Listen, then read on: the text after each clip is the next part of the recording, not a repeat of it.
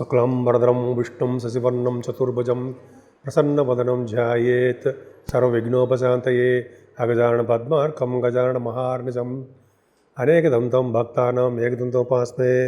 ఓం గం గణపతయే నమః. ఓం శ్రీమాత్రే నమః. ఓం శ్రీ గురుభ్యో నమః. నేను మీ వాడరే ఆదినారాయణరావు శర్మ. ఇప్పుడు మనం రాహువు కేతువుల గురించి మాట్లాడుకుందామండి. ఇప్పుడు చెప్పబోతున్న టాపిక్ అదే. అంటే 1.5 year 18 నెలలకు ఒకసారి మారేటువంటి రాహువు గురించి కేతువు గురించి ఇప్పుడు నేను చెప్పబోతున్నాం. 18th నుంచి కూడా రాహువు కుంభరాశిలోకి అలాగే కేతువు సింహరాశిలోకి మారడం వలన రాహు కేతులు 12 రాశుల వారికి ఇచ్చే శుభ అశుభ ఫలితాలు ఎలా ఉండబోతున్నాయో ఇప్పుడు మనం తెలుసుకోబోతున్నాం. అసలు ముందుగా కారకత్వాలు అని చెప్పి అంటాం. అసలు రాహు కేతువుల కారకత్వాలు అంటే ఏంటి? వాళ్ళు ఏం చేస్తారు? రాహు ఏమి ఇస్తాడు, కేతు ఏమి ఇస్తాడు? కారకత్వాలు అంటే అవే అండి. సో ముఖ్యంగా ముందు తెలుసుకోవాల్సిందంటే కారకత్వాల గురించి తెలుసుకోవాలి. ఈ రాహు ఏంటంటే జనరల్గా దూర ప్రాంత ప్రయాణాలు చేయడము, అరణ్య ప్రాంతాల్లో నివసించేటు చేయడము, భార్యాపుత్రుల వల్ల పీడ, నీచ వృత్తితో జీవించడం, సౌఖ్యం లేని భోజనము, ఉద్యోగ భంగము, శరీరంలో పీడ, దొంగల వలన, నిప్పు వలన, అధికారుల వలన బాధలు, ఇవన్నీ కూడా రాహు దశలో జరుగుతూ ఉంటాయి. రాహు దశలోనూ రాహు వచ్చినప్పుడు ఆయన ఇచ్చే కారకత్వాలు ఇలా ఉంటాయండి. అలా కేతువు ఏమి ఇస్తాడు? కేతువు వచ్చేటువంటి ఫలితాలు ఎలా ఉంటాయి? అనేక కారకత్వాలు ఎలా ఉంటాయంటే, కేతువు ఒకవేళ శుభుడు అయితే సోదరుల సౌఖ్యాన్ని బాగా ఇస్తాడు.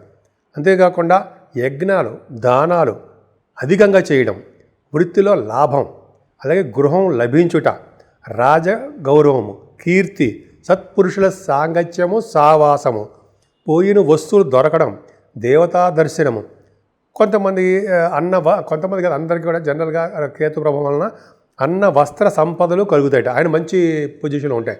అలాగే ఆయన అశుభత్వం పొందేయడం విషప్రయోగం, ధనవ్యయం, దౌర్జన్యం, నీచ వ్యాపారాల వల్ల జీవించడం, విదేశాల్లో నివసించడం, విదేశీ నివాసం, త్రిప్పడం, సన్యాసత్వం, వైరాగ్యం, అలాగే మతిస్థిమితం లేకుండా తిప్పడం జనాల్ని, అలాగే హీనులతో కలహం, అలాగే హృదయ సంబంధించిన వ్యాధులు రావడం, ఇలాగ కారకత్వాలు ఉంటాయండి. ఇది అందరికీ వర్తించవు.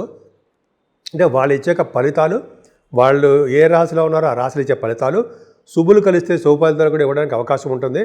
రాహు కూడా శని యొక్క రాశిలో కుంభరాశిలో ఉండడం వల్ల శని యొక్క ప్రభావం, ఆయన యొక్క పర్యవేక్షణలోనే రాహు ఫలితాలు ఇవ్వాలి. అంతేకాకుండా ఒక శుభగ్రహం కూడా చూస్తే శుభగ్రహం వల్ల కూడా రాహు ఇచ్చే దోషాలు కూడా పరిహారం అవుతాయి. మిథున రాశి వారికి రాహు కేతువు ఇచ్చే ఫలితాలు ఎలా ఉండబోతున్నాయో తెలుసుకుందామండి. అంటే రాహు కుంభరాశిలో భాగ్యస్థానంలో కోణంలో ఉన్నాడు, మంచిదే. కానీ ఆయన కోణంలో ఉన్నా ఎక్కడున్నా సరే ఆయన వచ్చే దుష్ఫలితాలు కూడా చాలా ఉంటాయి కంటే కేతు కూడా. కానీ రాహు భాగ్యస్థానంలో ఆయన శనిని అనుసరించే ఫలితాలు ఇవ్వాలి. శని ఏం చెప్తే అదే చేయాలి. ఎందుకంటే కుంభరాశిలో ఉన్నాడు కాబట్టి, వాయుతత్వ రాశిలో ఉన్నాడు కాబట్టి ఖచ్చితంగా శనీశ్వరుడు చెప్పినట్టే చేయాలి. అలాగే కేతువు కూడా మీకు సింహరాశిలో, అగ్నితత్వ రాశిలో, మిత్రక్షేత్రంలో కేతువు ఉన్నాడు. కేతువు కుజ సమానుడు కాబట్టి కుజుడిచ్చే ఫలితాలు కూడా కేతు ఇచ్చేస్తాడు ధైర్యం సాహసించి. కాబట్టి శని చెప్పినట్టుగా వినవలసిన అవసరం కేతువుకు లేదు. అదే గురుగ్రహం గారు గురువు చెప్పాడు, ఏ రాశిలో ఉంటే ఆ రాశిని అనుసరించి ఫలితాలు ఇవ్వండి అని. సరే, అది పక్కకు పెడదాం అనుకోండి, అది చాలా ఉంది, టాపిక్ చెప్పుకోవచ్చు ఒకసారి. సో ఈ విధంగా మనం ముందు మీకు రాహు ఏ ఫలితాలు ఇస్తారో తెలుసుకుందామండి. కుంభరాశిలో గురుడు ఉంటే ఫస్ట్ గంగాస్నానం చేయిస్తాడు. అదేంటండి, నిజమా అంటే అవును నిజమేనండి. హరిద్వార్లో ఉండే గంగాస్నానము, అయితే కాశీ వంటి క్షేత్ర దర్శనాలు, కాలభైరవ దర్శనం కూడా చేయిస్తాడు ఆయన, అమ్మవారి దర్శనాలు, శివుడి యొక్క దర్శనాలు, ఇవన్నీ చేయించడంలో ఖచ్చితంగా మన రాహువే కారకుడవుతాడు. అలాగే విదేశాల్లో విద్య కొరకు వెళ్ళడం, 9th house కదండి ఆయన, విద్య కోసము మీరు విదేశాలకు వెళ్ళడము, సినిమా కళారంగాల్లో ఉన్నతంగా రాణించడము, పొలిటికల్ రంగంలో గుర్తింపు, గౌరవము, ఆదరణ పెరగడము, రాజకీయ రంగంలో పదవులు రావడము, ప్రజాభిమానం పెరగడము, తండ్రి గారికి కొద్దిపాటి అనారోగ్య సమస్యలు రావడము, విమాన సంస్థల్లో ఉన్నవారికి, ఏరోనాటిక్ సంస్థలో ఉన్నవారికి వాళ్ళ వ్యాపారాభివృద్ధి కలగడము, ఇంత బాగుందండి. అలాగే ఆ విమాన సంస్థల్లో ఉన్న వారి ఉద్యోగస్తులు కూడా అద్భుతమైన ఉజ్వల భవిష్యత్తు ఉండడము, విమాన ప్రయాణాలు, బంధువులు, పుత్రులకు గురువులకు కొంచెం చిన్నపాటి సమస్యలు రావడం, బంధువులకి పుత్రులకి గురువులకు కొన్ని చిన్న సమస్యలు రావడము. మీరు రాహు ప్రభావంలో సముద్ర తీర ప్రాంతాల్లో నివసిస్తారు. రెండోది మీకు దశమ భాగ్యస్థానంలో కానీ రాహు ఉంటే చూసుకోండి, జాతకాల్లో సముద్ర తీర ప్రాంతంలో కొన్ని రోజుల పాటు మీరు ఉండడానికి అవకాశం ఉంటుంది. అంతేకాకుండా రాహు కారకత్వాలు ఏమంటే బంధువులకు బాగుండము, సేవకా వృత్తి, కొంచెమైనా ధర్మము లేకుండా ఉండడము, డాక్టర్స్కి బాగా కలిసి రావడము. డాక్టర్స్ ఉంటారు కదండి, ఎంబీబీఎస్ పీజీ అని చేసి ఉంటారు కదా మహానుభావులు, వాళ్ళకి బాగుండము, స్త్రీ వశ్యుడు అవ్వడము, దుర్గా, గౌరీ, చండీ, అష్టాదశ పీఠాలు దర్శనం చేసుకోవడము, దర్శన భాగ్యం కలగడం మీకే చాటున్నారండి. అంతేకాకుండా మత సంబంధమైన విషయాల్లో ఉత్సాహము, ప్రోత్సాహము ఎక్కువ ఉండడము, అలాగే తీర్థయాత్రలు చేయడము, గురువుగారులను పూజించడము, గౌరవించడము, కోర్టు వ్యవహారాల్లో విజయం తథ్యం అవడము. ఎంత బాగుందండి రాహు. చిన్న మైనస్ పాయింట్ ఉంటాయి. ఇంకో విషయం చెప్పాలి. ఈ రాహువుకి అంటే శుభగ్రహాలతో కలిసి ఉన్న, శుభగ్రహాల యొక్క గురుడు దృష్టిలు ఉన్న వాళ్ళు ఇచ్చే చెడు ఫలితాలు మీ మీద చాలా తగ్గుముఖం పడతాయి. First point. అంతేకాకుండా సెకండ్ పాయింట్ అంటే మీకు మంచి దశలు జరుగుతున్నప్పుడు ఈ రాహు వలన ఇచ్చే శుభ ఫలితాలు మరింత రెట్టింపు అవుతాయి. అలాగే సపోజ్ మీకు మంచి దశలు చెడు ప్రభావం ఇవ్వాలనుకోండి, మంచి దశలు జరుగుతున్నప్పుడు చెడు తక్కువగా ఉంటుంది అని గుర్తుపెట్టుకోవాలి. నేను చెప్పేవన్నీ కూడా ఏ ఒక్కరిని ఉద్దేశించింది కాదండి, పర్సనల్ జాతకాల మీద ఆధారపడి ఉంటుంది మనందరిది కూడా. కాకపోతే ఇవన్నీ చెప్పుకోవడం ఏంటంటే వాళ్ళు ఇచ్చే ఫలితాలు మన మీద రిఫ్లెక్షన్ ఎలా ఉంటుంది, కొద్ది గొప్ప మంచి జరుగుతుందో లేదా అని చూసుకుంటాం తప్ప విచారపడిపోయి అయ్యి బాబోయ్ ఎలా అయిపోతాం ఏమీ భయపడాల్సిన అవసరం లేదు. మరి సింహరాశిలో కేతు గురించి చెప్పుకుందామా? నిజంగా గ్రేట్ అండి. మీరు భాగ్యంలో రాహు, 3వ భావంలో కేతు ఉండడం అదృష్టం. తృతీయ స్థానంలో అంటే 3వ భావంలో సింహరాశిలో కేతు ఉండడం వల్ల త్రికులద్ద మాష ధాన్య సమృద్ధిన్ పూర్ణాయు ధైర్యవాన్. అంటే 3 కేతు ఉండడం వల్ల నువ్వులు, ఉలవలు, మినుములు, ధాన్యము సమృద్ధి కలవారుగా ఉంటారట. అంతేకాకుండా పూర్ణాయుర్దాయం కలవారుగాను, ధైర్యము కలవారుగాను, కంఠమునందు చిన్న ఏదో గుర్తు ఉంటుందండి, కంఠమునందు గుర్తు కలవారుగాను. అలాగే కేతు 3వ భావం ఉండడం వల్ల లోకప్రియ బలవాన్ బంధు సంహిత. అంటే కేతు 3వ భావంలో ఉండడం వలన లోకప్రియుడుగాను, బలవంతుడుగాను, బంధువులకు ఇష్టుడుగాను, అంటే బంధువులను మీరు బాగా ఇష్టపడతారు మీరంటే. అలాగే తమ్ముడి యొక్క సౌకర్యము కలవారుగాను ఉంటారట. మీరు స్థానచలము కలవారుగా, దగ్గర ప్రాంత ప్రయాణాలు చేసేవారుగాను, శారీరక బలము, తెలివితేటలు అధికంగా కలవారుగాను, నరములకు సంబంధించిన సమస్యలు కొద్దిపాటిగా రావడానికి కలవారుగాను, సోదర ద్వేషం కలవారుగాను, ఆటలందు ఆసక్తి కలవారుగాను, మంచి జీవన విధానం కలవారుగాను, ధైర్య సాహసాలు కలవారుగాను, పరాక్రమవంతులుగా ఉండడంలోనూ అన్ని రంగాల్లోనూ విజయం సాధించేవారుగాను, అలాగే తీర్థయాత్రలు చేసేవారుగా మీరు ఉంటారట.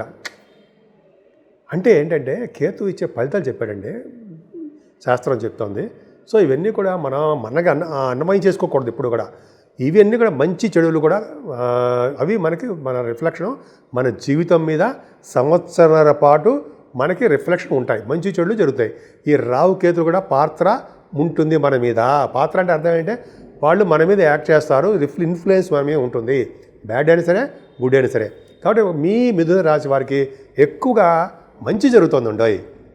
ముఖ్యంగా రాహు ప్రభావం ఉండాలంటే, రాహు మంచి జరగాలంటే దుర్గామ్మవారు, గౌరీదేవి, చండికాదేవి ఆలయాల సందర్శన తప్పనిసరి మిమ్మల్ని చేస్తారు. అలాగే ఇందాక మీరు చెప్పినట్టుగా అష్టాదశ పీఠాలు దర్శనాలు మీరు చేసుకుంటారు. శుక్రవారం నియమాలు పాటిస్తారు, అద్భుతంగా ఉంటారు. ఒంటిపూట భోజనం కూడా శుక్రవారం పాటు చేస్తే చాలా మంచిది. ఉపవాసం చేయకండి, ఒంటిపూట భోజనం, రాత్రిపూట టిఫిన్ చేయొచ్చు. అంతేకాదు రాహు ప్రభావం చాలా బాగుందండి. అమ్మవారికి కుంకుమ భోజనం అంటే బాగా ఇష్టం. ముఖ్యంగా అసలు చెప్పడం మర్చిపోతుంటారండి, అసలు సంతోషి అమ్మవారిని పూజించిన వాళ్ళకి ఎప్పుడు సంతోషంగా ఉంటారట, నిత్యం సంతోషం. అది ఎంత బాగుందంటే ఎటువంటి ప్రాబ్లమ్స్ రాకుండా ఇంట్లో సంతోషంగా ఉంటారు, బంధువుల విషయంలో సంతోషంగా ఉంటారు. రాహుని పూజించాలి. మరి గణపతిని ఆరాధన చేస్తారండి, ప్రతి రంగంలోనూ మీదే పై చేయి, మీకు ఎదురు లేకుండా ఉంటారు మీరు. ఇందని చెప్పే శుభ ఫలితాలన్నీ వచ్చి తీరుతాయి. అంతేకాకుండా కేతువు కుజ సమానుడు కాబట్టి కుజుడిచ్చే అద్భుతమైన ఫలితాలు. ఒకవేళ నిజంగా కుజుడు చెడు ఫలితాలు, మీ రాశికి మంచివాడు కాదు, చెడు ఫలితాలు ఇచ్చినా దాన్ని మంచి ఫలితాలుగా మార్చే శక్తి కుజుడు కేతువుకు ఉంటుందిట. నేను అబద్ధాలు చెప్పను, నేను చదివాను కాబట్టి చెప్తున్నా. కాబట్టి కేతువు, మూడో భవన కేతువుకి వినాయకుడి పూజ చేసుకోవడము, సుబ్రహ్మణ్యేశ్వర స్వామి ఆరాధన చేసుకోవడము, అలాగే వీలుంటే సుబ్రహ్మణ్య స్వామి కళ్యాణాలు ఇటువంటి చేయించుకుంటూ ఉంటే ముఖ్యంగా మీ రాశి వారికి సంపూర్ణంగా కలిసి అద్భుతంగా ఉంటుందండి. మీ సంతానం కూడా బ్రహ్మాండంగా సక్సెస్ అవుతారు. ముఖ్యంగా రియల్ ఎస్టేట్ రంగంలో ఉన్న వాళ్ళకి, సాఫ్ట్వేర్ రంగ ఉద్యోగస్తులకి, గవర్నమెంట్ ప్రొఫెషన్లో ఉన్న వారికి, అలాగే ఆడిటర్స్కి, డాక్టర్స్కి ఈ రాహు ప్రభావం అంతా ఇంత కాదండి, మిమ్మల్ని ఎక్కడికో తీసుకెళ్ళి కూర్చోబెడతారంటే సందేహం లేదు, బ్రహ్మాండంగా ఉంటుంది. సో ఈ విధంగా మీరు పూజలు చేసుకోండి, మంచి ఫలితాలు పొందండి. 12 రాశుల వారికి, మేషరాశి నుంచి మీనరాశి వారి వరకు కూడా పరిహారాలు ఎలా చేసుకుంటే బాగుంటుంది, ఈ రాహు కేతువుల యొక్క దోషాలు ఏం చేసుకుంటే తగ్గుతాయి.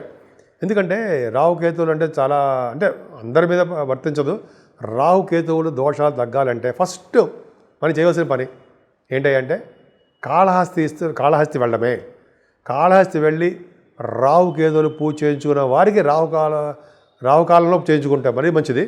రాహు వలన కేతు వలన వచ్చే దోషాలు పరిహారం అవుతాయి. అక్కడే ఆ గుళ్ళోనే పరమేశ్వరుడు ఉన్నాడు. పరమేశ్వరుడు యొక్క దర్శన భాగ్యం ఉండడము చేసుకోవడం వలన రాహుకేతువుల యొక్క దోషాలు, అలాగే మన ఈశ్వరుడికి అభిషేకాలు చేయించుకోవడం వలన, అమ్మవారికి పూజలు, అక్కడ గౌరీ అమ్మవారు ఉన్నారు కదా, చేయించుకోవడం వలన అంటే మనకి రాహుకేతువులు, శివుడు, అమ్మవారు ఉండడం వల్ల ఆ పవర్ బాగుంటుంది. కాబట్టి ఈ రాహుకేతువుల యొక్క దోషాలు పరిహారం అవుతాయి.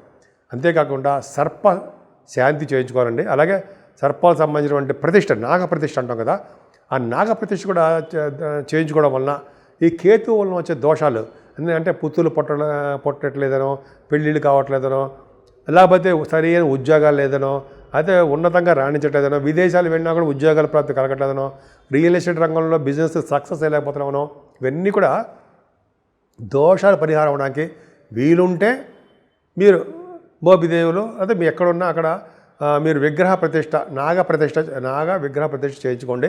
మన అంత స్తోమత లేదు, మనం చేయించుకోలేమండి, టైం కుదరదు, టైం ఉండదు, పర్వాలేదు, డోంట్ వరీ. మనం కనీసం సుబ్రహ్మణ్య మనం ఆన్లైన్ అయినా సరే మనం ఈశ్వరుడు అంటే పరమేశ్వరుడు మనం అక్కడ చేసుకోవచ్చు. ఎక్కడ మీరు వీలుంటే అక్కడ ఆన్లైన్లో అమ్మవారికి ఉంటారు కదా, కాళహస్తి కానీ అలా మీకు ఎక్కడ వీలుంటే అక్కడ పూజలు చేయించుకోండి. అంతేకాకుండా సుబ్రహ్మణ్యేశ్వర దేవాలయాలు, పళని అటువంటి దేవాలయ సందర్శనలు మనం ముందాగా చెప్పినట్టుగా చేయించుకోవడం వలన, అంటే సరస్వతి అమ్మవారి యొక్క దర్శన భాగ్యం చేసుకోవడం వల్ల, జ్ఞాన సరస్వతి అమ్మవారు ఉండడం వల్ల, ముఖంలో బ్రహ్మ యొక్క తేజస్సు, నాలుక మీద సరస్వతి నాట్యం కావాలని చెప్పి మనం వాళ్ళు కోరుకుంటుంటాం కదండి. మనం దండం పెట్టుకోవాలి, అలాగే దండం పెట్టుకోవాలి కదా.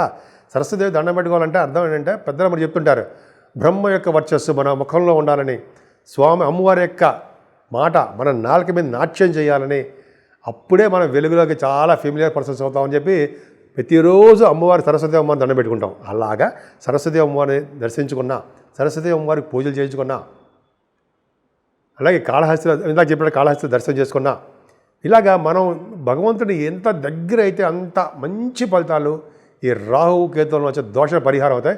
ఏదేమైనా రాహు కేతువులు మనల్ని ప్రత్యేకించి మనల్ని ఏం చేయరండి, ఇబ్బంది ఏం పెట్టరు, మనకి మంచి మంచి దశలు జరుగుతున్నాయి కాబట్టి. కానీ మరింత శుభ ఫలితాలు మనకి దక్కాలంటే ఖచ్చితంగా మంచి ఫలితాలు, మంచి పూజలు చేసుకోవాలంటే ముఖ్యంగా అందరూ కూడా మేము చెప్పేది మెయిన్ ఇంపార్టెంట్ అంటే సుబ్రహ్మణ్యేశ్వర స్వామిని, ముఖ్యంగా ఆయన కంటే మెయిన్ ఇంపార్టెంట్ విష్ణువుని, శివుడిని ఆరాధించిన వాళ్ళకి, గౌరీదేవి పూజించిన చేసుకున్న వారికి కూడా రాహు కేతువుల వచ్చే దోషాలు చాలా మటుకు పరిహారం అయి తీరుతాయి.